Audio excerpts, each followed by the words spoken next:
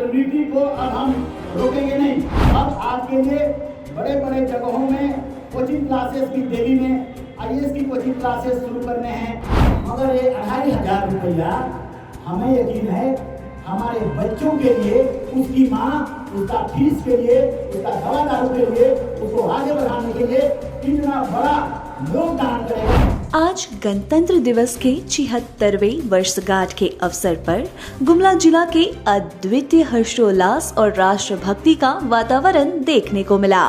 मुख्य समारोह का आयोजन अल्बर्ट एक्का स्टेडियम में हुआ, जहां झारखंड सरकार के अनुसूचित जनजाति, अनुसूचित जाति एवं पिछड़ा वर्ग कल्याण मंत्री श्री चमरा लंडा मुख्य अतिथि के रूप में उपस्थित रहे। उन्होंने परेड की सलामी ली और तिरंगा फहराकर राष्ट्रीय गर्व का प्रदर्शन किया।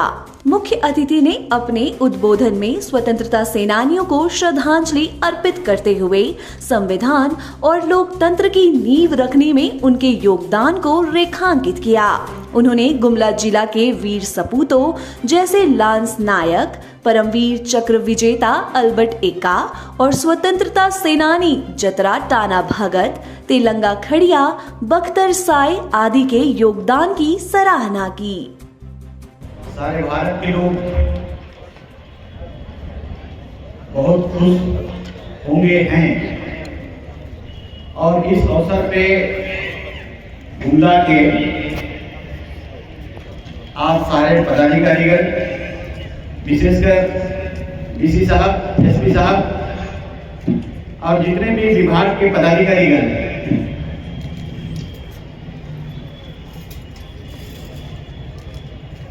भारत के इस 76वें गणतंत्र दिवस के अवसर पर गुमला जिले के समस्त नागरिकों को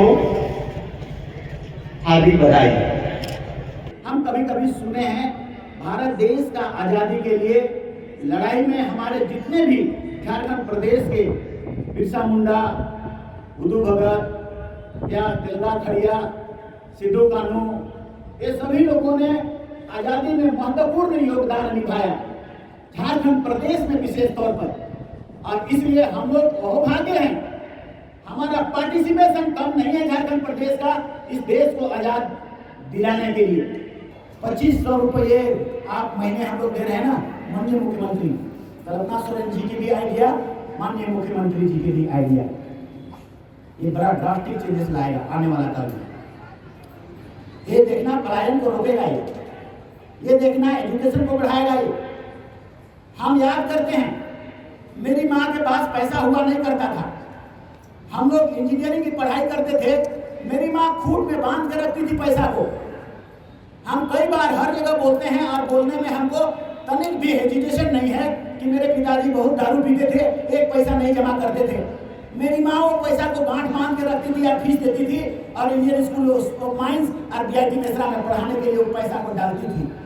ये 2500 रुपया, चाहे कोई कितना भी बोल दे, बोलने में क्या लगता है, ये यूज नहीं होगा या तो इसका उपयोग नहीं होगा, ये पॉलिटिकल ओपोनेंट बोलते हैं, मगर ये 2500 रुपया हमें यकीन है हमारे बच्चों के लिए, उसकी माँ, उसका फीस के लिए, उसका दवा दारू के लिए, उसको आगे बढ़ाने के लिए इतना बड़ा योगदान करेगा जो भारत देश में। मैंने तो कहा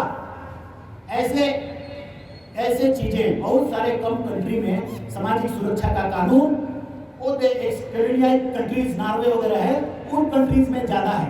हम सब भाइयों बच्चों, आपको पढ़ने लिखने में दिक्कत ना हो, ये करके छात्रवृत्ति को अब हम रोकेंगे नहीं। अगर पिछले काल में थोड़ा मोड़ा रुक गया, अब रुकेगा नहीं, पेंडिंग था, लेकिन ये पैसे भी इसीलिए दिए जा रहे हैं कि आप हायर एजुकेशन प्राप्त करें।